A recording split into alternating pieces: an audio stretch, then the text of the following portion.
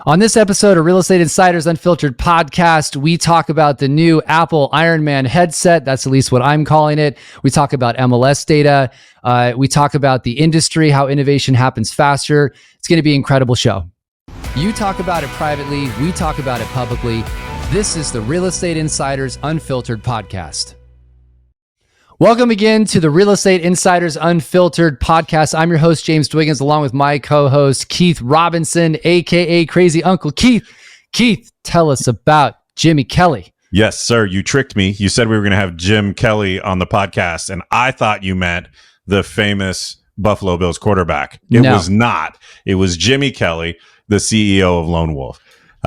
We have a great conversation coming up with him. He's been in the industry for 5 years. I love talking to people who come from outside the industry. They get such great insight and can help us see things that we haven't always seen.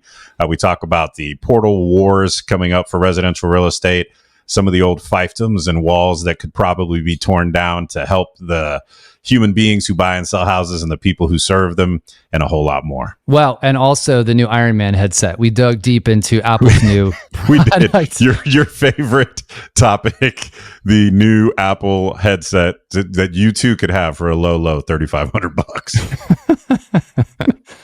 All right. Well, let's get it going. Let's go. Welcome to the show. We are super excited to have you here. I have to do full disclosure. The last time I was with Jimmy was in a bar in Naples, Florida. Shocker. I was probably doing some inappropriate things at the bar as usual, but shocker. Exactly. So definitely, as I mentioned, there's usually alcohol involved when stuff gets weird. So anyways, let's start with that. No, just kidding. No, let's not. Let's not. Let's not. So, Jimmy, tell the listeners and audience just a little bit about your background, both prior and then, at Lone Wolf. You guys run a big organization. So just a little bit of background on you and the company, and then we'll dive into all the fun stuff. Yeah, absolutely. So first of all, thanks for having me on the podcast. I know that's what the world needs is another podcast. When it's time to join. But they've never heard this one. Not quite like it. There you go. Don't thank us till it's over. I appreciate the lead in. It's probably my least favorite topic of the world, talking about myself. But I'll give you a little bit of background. Look, I'm relatively new to real estate. I say relatively new, 5 years, going on 6. But the truth is I learn something new every day, every week. It's an interesting space. Yes, it is. In technology my entire career, and yeah, I'm older than both of you guys. Maybe slow down. Maybe now. Slow down now. In a bunch of different industries, everything from automotive to finance and accounting, oil and gas. Growing up in Houston, not a shocker. Right. Healthcare. It's almost required at some point in your career that you've got to do a stint in oil and gas, right? If you live in Houston. It's that's another interesting space in and of itself. But so everywhere from a technology perspective, mostly in customer facing, so front of the house type of stuff. I've done everything from software implementation to customer support, account management. I carried a bag for a while, had a territory, sold deals, so I know how much fun that is for my sales team. But really gravitated toward working with customers, understanding business needs, figuring out how software can solve problems, and really just work my way up to a position, frankly, that I never thought I would be in, but was fortunate enough to take over the reins of Lone Wolf a little over 5 years ago. Fascinating company, fascinating industry. I mean, we've been in real estate technology for over 35 years. I don't know if a lot of people know that, but it's a legacy company that we're really proud of, right? We've been able to serve associations, MLSs, franchises, brokers, and agents for over 35 years, and we think our best time is ahead. Well, certainly. And what our background is. I mean, today we serve over 10,000 brokerages with our software. We service 1.5 million agents, right? Over 1,000 MLSs and AORs, 33 franchises. So it's a pretty big footprint. It's a big business. 29 million annual signings through our e-signature platform That's Authentisign, right? That's Authentisign. Yeah. About 65 million forms get completed in our transaction management software every year. So a lot of size, a lot of scale. So 2 deals in California. Hey, if I could control the number of forms required on a transaction, I would sign up for that tomorrow. So that's actually a good segue, right? Because you've got, and Keith, jump in here. I'm sorry, I didn't mean to interrupt you. He just made me think about the fact you guys have been around a long time, but you guys were on a pretty big acquisition spree for a while there. I think it's 7 companies you acquired over like 7 years or somewhere around there. Is that correct? 7 and 7. I can't be responsible for them all. I was only here for 6. Okay. Well, humble as well, by the way. Yeah.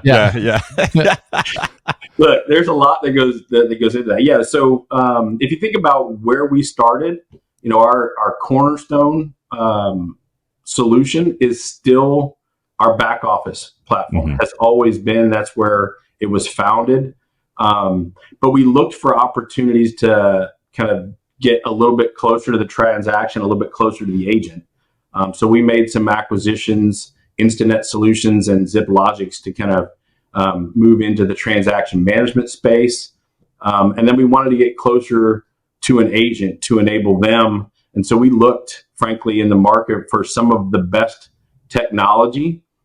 But from a strategy perspective, we also looked for some of the best talent. So some of the best leaders in the space that truly understood their software and the end user, right? The customer, the broker, the agent. How are they using that software? Because we wanted to level up kind of our understanding of how can we design solutions that fit with what the market needs, as opposed to just go off in the garage and build some stuff and say, here, use it. So we went out and bought some of what we believe to be the best in breed technology providers and minds in the space, with an overall goal of, expanding the level of talent within Lone Wolf, but then building a true end-to-end platform that enables agents and brokers and teams all the way from, a prospect to a commission check. So, so everyone is, I say everyone, but most of the major players in the space are trying to do this end-to-end solution. I'm going to pick on Zillow for just a quick second, not pick on them, but Rich Barton has this grand idea of the super duper app or super app or whatever it's called. Let's pick on him a little. I mean, it's a real estate pod.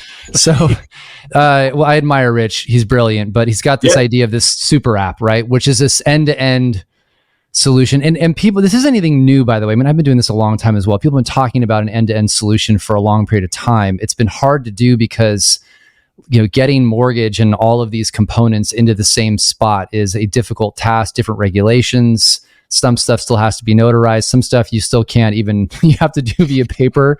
So what is your approach to it? How do you think you're going to... In Mississippi that my son lived in college, and you got to do everything by paper. Wet signature. But you said Mississippi? Yep. That explains it. So, so you won't make fun of Zillow, but you'll bash Mississippi. Oh, come on. That was kind of funny. I'm going to make fun of California in a minute too. So that's easy. That's definitely easy. So how are you guys trying to approach this? I mean, as in theory, it sounds really great. It makes it easier for the agent and the consumer. What have you done to pull that off? And then where does it need to go still to make it a true experience that's just fluid from point to end? Yeah, so it's a challenge, mostly because, you just mentioned we made 7 acquisitions. If I told you that they were all on the same tech stack and had the same UI, we'd say you're lying. Yeah. Right. So, and then you think about bringing together 7 cultures and actually building an organization that has, a vision and a strategy, and everybody's pulling in the same direction. There's a lot of work involved in that. There's also too, and I'm sorry to interrupt, but there's also the independent minded nature of the professionals using the various softwares, right? That's a piece of it too, right? 100%. So you get into philosophical backgrounds of technology people, and some folks believe technology drives process. I'm actually on the opposite camp. I think process drives technology.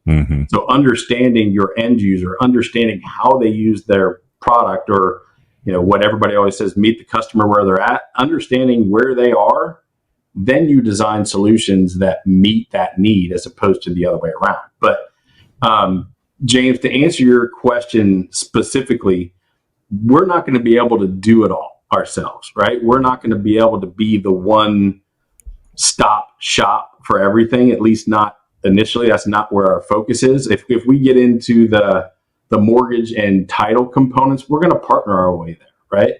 What we're building is truly what an agent or a broker can use to become more efficient, right? Kind of our mantra is to simplify real estate.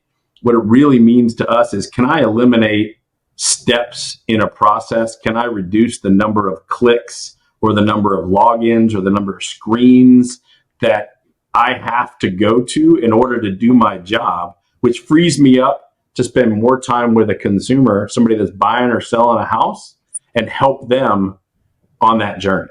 Right?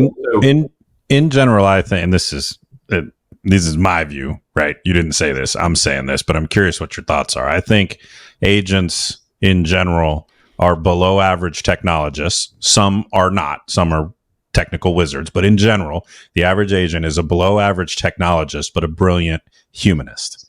And so they're salespeople, and they understand how to create relationships. That's their skill. That's their gift, right? That's their superpower. And so what I heard you say is you want to strip out, strip out, push the technology to the background so that they can be in the foreground doing what they're best in the world at. Yes. So let me add this question in, because I think it's relevant. Everybody, and I know Keith loves this conversation. So everyone's talking about AI and Chat GTP 4.0 or whatever freaking number we're on today. Bard is kicking its butt, by the way, just so you know, but keep going. Sure. So where, Keith is, and I'm kind of with him on this, there's an element of where all this stuff comes in, but I think people sometimes forget that there's a lot of what we do that's relationship based. It's not just about what's on the computer, but all that sort of part of the discussion and aside, where do you see a lot of this coming into play with where you guys are, for example, and where you're thinking long term with all of this advancement and automation that's occurring? I mean, are you guys starting to build around Chat GTP? And maybe I'm preempting something you haven't announced yet. I don't know, but just so I won't be Jimmy. Don't get fired. Don't get fired, Jimmy. I won't be not even getting fired. My marketing, go to market, sales, and the product teams would kill me if I announced specific things, right? Yeah. Because they'd be like, well, why are we even going to market anymore? You just told everybody. But look, I could joke around and say, all I have to do is put out a press release and use AI like 10 times and people valuation goes up, right? The truth is it's got a place, but I don't believe that it's going to replace the human element. So how we look at it is, we already do machine learning, but this will take it to another level in terms of what can I eliminate from a process or a step? What can I be doing in the background on behalf of the agent? But you got to be careful not to go too far. Too far, yeah. Right? Because what do you think's too far? Like, what is too far? I still think you need a quality check from an intelligent human being before you release something. So, a perfect example. I know for a fact we could complete a transaction packet for making an offer to buy or sell a home. We could do it all because we do most of it today through machine learning. But if I'm a broker and I've got my E&O insurance and I'm responsible for that information, I'm checking it. I'm having somebody check it, even if it's 99% there and I flow through in half the time because I know it's got everything. I'm still going through a checklist just because you want to make sure. Like you mentioned Chat GPT, it only knows as much as the data set that it's used against. And I mean, the damn thing told me I had a pool at my house and I don't have a freaking pool. I mean, I wish it did, but it doesn't. Perfect example. You go look at ChatGPT, it'll tell you who are the 5 best NBA players of all time, and it lists LeBron James as number 1. Is that true or is it false? You tell me. I would say it's false. That's false. Everyone would say that's false. But that's my point. Maybe so if you're from Cleveland, you might not say that's false. So, yeah, I agree with you. I think that It's a tool, and it's an early tool too, right? We don't know what this thing is going to look like in 6 months or 16 months. It's going to continue to evolve and adapt. And the real power seems to be coming from the plugins and some of the things you can have, the actionable items that you can take Chat GPT to the next level. But if it's okay, I might take us back high level. I'm always very curious when people from outside the industry with a deep and diverse background like you've got come into the industry. What was the thing or things that you were most surprised by? As you know, you're not a real estate outsider anymore. You've been here for 5 years. You get it now. But over the last 5 years, what have been the things where you're like, oh, that's interesting, or I didn't expect that? So I was completely oblivious to the layers that exist in real estate. Honestly, right? Outside looking in, you're like, okay, I get it. I've bought a house before. Knowing that there's associations and there's MLSs and there's franchises and there's brokers and there's teams. And by the way, all of them can buy technology. Yeah. And right. can do buy technology. Yeah. And half of those are governed by committees of elected people who have no idea what they're actually doing being on a committee. Right. Yeah, I love committees. Yeah. There's a lot of politics that you don't think about when you're an outsider. And then, that was probably the biggest hurdle. Because if you know, software guys were like, okay, what's the market size? What's the opportunity? Run some math, you can size it. And then it's a lot more complex to really break down how you look at what your opportunity is to run and grow a software business. It's interesting when you look at the industry, and Keith and I have been in this like really long time. That's why he has a whiskey collection. I have a wine collection. But beyond that, the thing that amazes me about it, and I'll reflect often, is how slow the industry is at change. In some cases, sometimes it's actually quite quick, depending upon what you're looking at. But all those layers have made it difficult for the industry to have competition. In a way, like it creates a moat around the way that it operates. And I look at it sometimes and go, man, if we had figured out MLSs and data sharing and opened things up, how much more innovation would have occurred a long time ago? But then, you go to the politics and we all know why. It is a very fascinating business. Is there any sort of correlation to any other industry you were in? Or is it just like it's on an island of its own? It's its own little monster. Different than most. Even automotive? Just curious. Yeah. Automotive actually is streamlined. Like data flow in the automotive space is easy. Mm-hmm. It's similar in terms of, you got a major like Ford Motor Company, and then you've got all the individual dealerships. Franchises. Right. Yeah. That are franchises that are independently owned and operated. Like that concept is similar, but they've got it locked on data.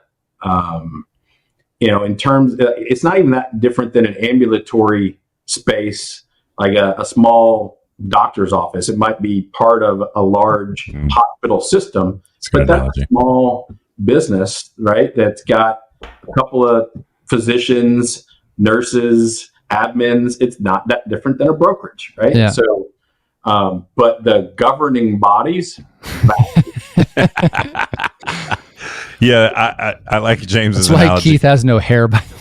Yeah, me and politics do not, we don't do very well together. I'm far too straight line of a thinker, but I like James's analogy of moats. The one that I use is speed bumps, right? Like there's just all these speed bumps when you're trying to get something accomplished, and you can do it, but it just takes so much longer because you got to slow down to go over all these bumps. It seems like some of the walls are starting to come down on some of these old fiefdoms and structures and hierarchies. Are you seeing that, or is that just me wishful thinking? No, actually, I think they are.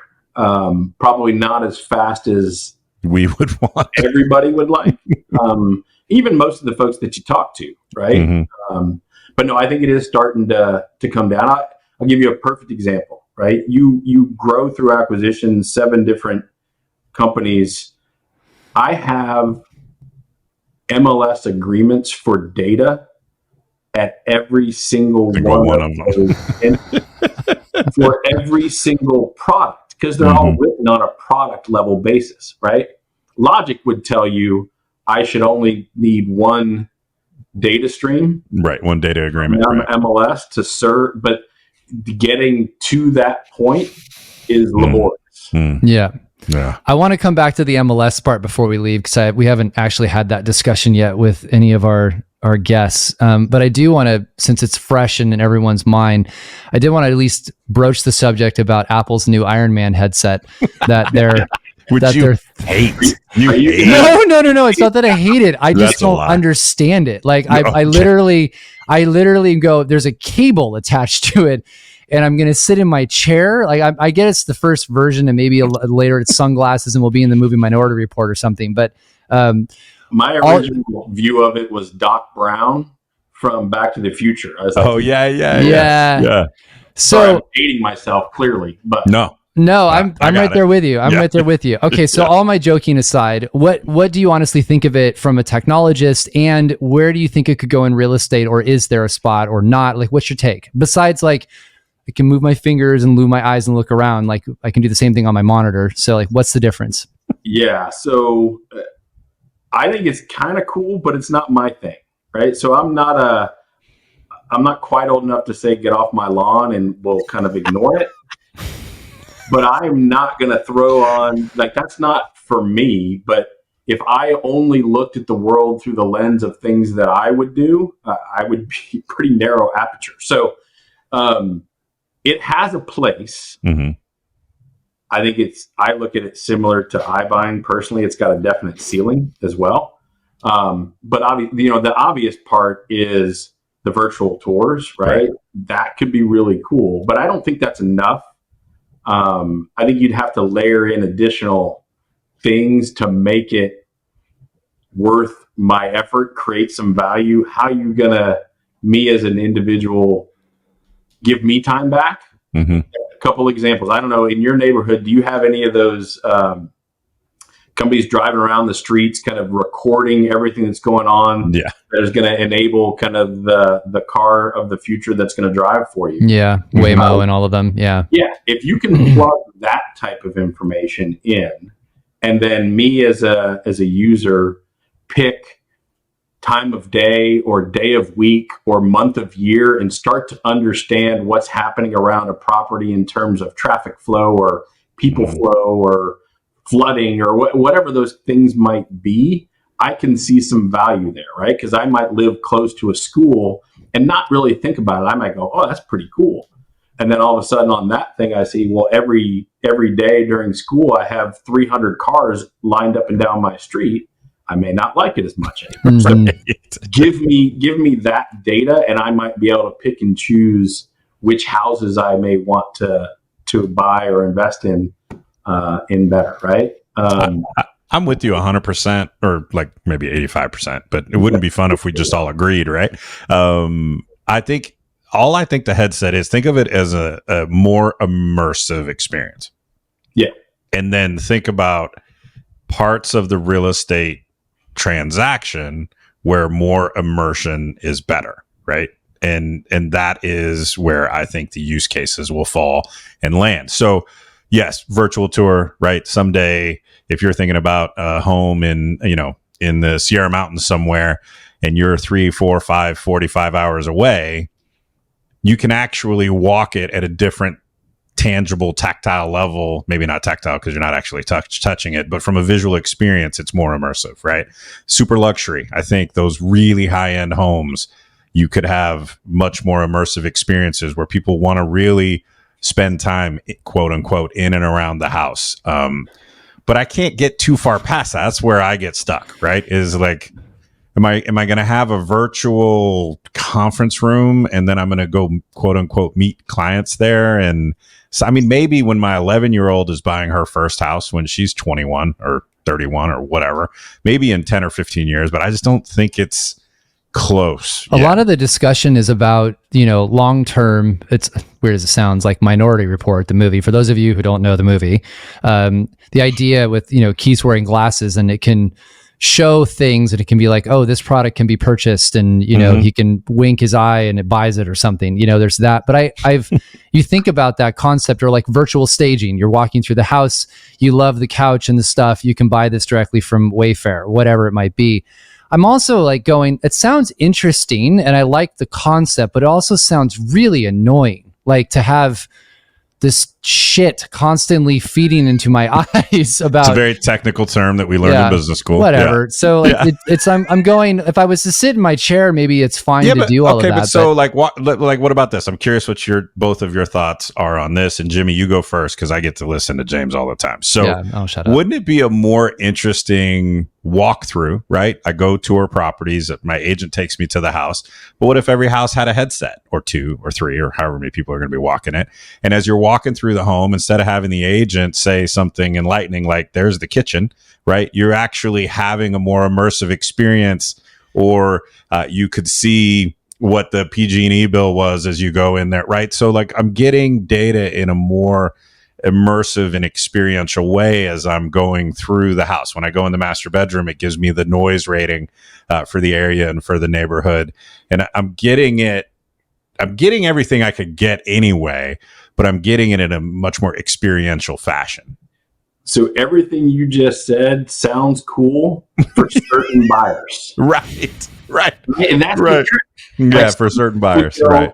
Man, check this out. I'm going to put this on, and I'm going to get other people, and my wife's not here. My wife would be like, I'm not putting that thing on. I don't know who put it on before me. I don't know if it's clean. That's not mine. Never going to touch that thing. Yeah. Right? So you got, different flavors. Yep.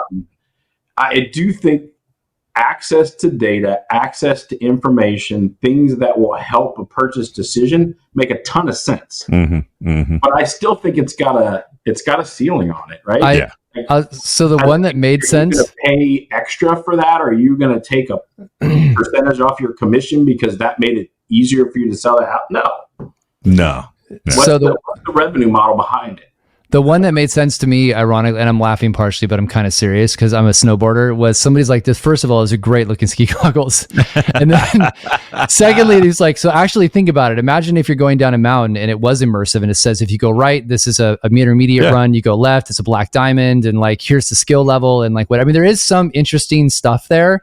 So really expensive ski goggles, but the concept, I think there's some interesting applications. I don't know. I think I'm getting old, as Keith managed to point out. But I like Keith's idea, like the information about the neighborhood or the house or that makes a ton of sense. But then as I walk away, I'm still going to need that in some other form. Totally. Yeah. The other one, I think, and then we can move on from this if you guys want it. I like to nerd out on new technology, but if I was, if I owned Pulte, which I don't, but I sure wish I did. If I owned a major new construction, like if I could figure out a way to not have to build models, right? That's going to save me a lot of money. Or if I was a spec builder and I could pre-sell homes with a fit and finish when they were still sticks and bricks, and I can increase my sales cycle by 11%, like that translates directly to the bottom line with carrying costs and all the other things that are associated with it. So actually new home build makes a lot of sense for both virtual staging and that AV because there isn't something to go walk. Like you go to a plot of land and say, here it is. Yeah.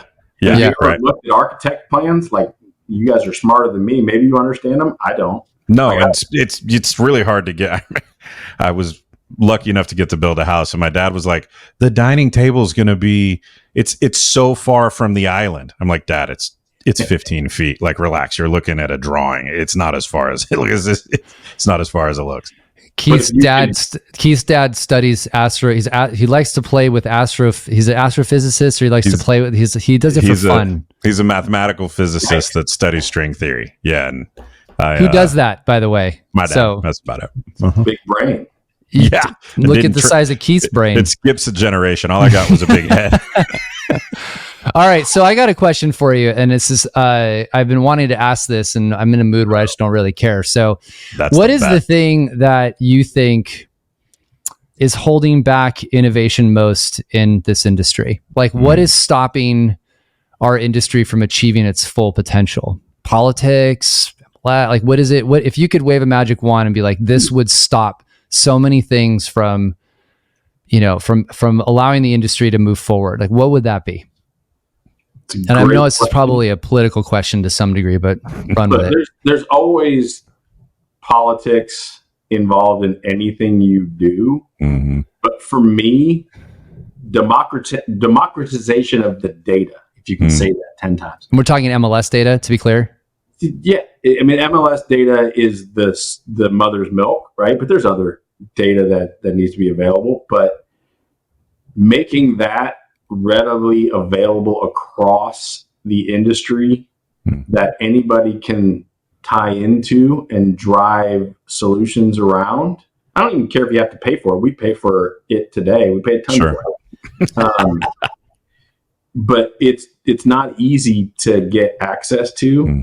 One of the big things that we're working on is making data more readily available at the fingertips in close to real time to an agent or to a broker about their business or about a transaction or about a property or a location, so that they can be more informed, but then frankly give that information to their consumer and be a better advocate for purchase decisions based on data, right? And so we believe more information is better. And so obviously you don't want to flood because there's a lot. You want to make sure it's pertinent, but making that available, I think, is the one thing that holds us back. Look, this is going to be, here's your controversial statement. Nice. Hey, producer guy, put a mark on the audio. Technology in real estate right now. There's so much available. It's hard to harness capabilities, and software people, I'm one of them, will make it free for 30 days or 60 days to try to give you the bite. And there's tons of people that will go from one to the next to the next to the next, never pay for a thing because they can get little pieces as they go. It makes it difficult then for any of those companies to get a foothold and to grow and to be able to provide long-term solutions. It's pretty difficult. Do you think it's from, I want to come back to that, and I know we got to wrap up here in a minute, but do you think it's from a scarcity mindset? Do you think the industry is just so locked on the fact that their value proposition is the data? Is that where it comes from in your mind when you talk to committees and executives and stuff, that they're like, it's our data and we have to protect it? Like, what is the mindset that's causing this in your perspective? I think that's 100% it. That's power, that's control. Right. And, there's different models. You can look across the landscape. Heck, just look in North America, look at US and Canada. Those are not the same models. Right. Around data. Right. It is interesting to see how the industry's changing, and we've had a lot of discussions about the class action lawsuit, so we won't get into that today, but certainly we've had a lot of opinions on it. But this was fun, Jimmy. I was interested to hear your perspective from outside the industry coming in. Yeah. Your candor about, what's causing innovation to not go as quickly as possible. I think we all agree we need an Iron Man headset, which is what I've now named it. So that's going to be, I just want to know when we're going to have armor and weapons attached, because that's just going to be really interesting. That would be even cooler. Yeah. That would be even cooler. So anyways, Jimmy, thanks for being on the show today. We really appreciate it. We can't wait to have you back as well. And again, thanks for being here. So thanks Jimmy. Appreciate it. You got it. Yes, we want you to subscribe to this podcast, but the good news is if you subscribe now, you'll never have to subscribe to any other podcast ever again.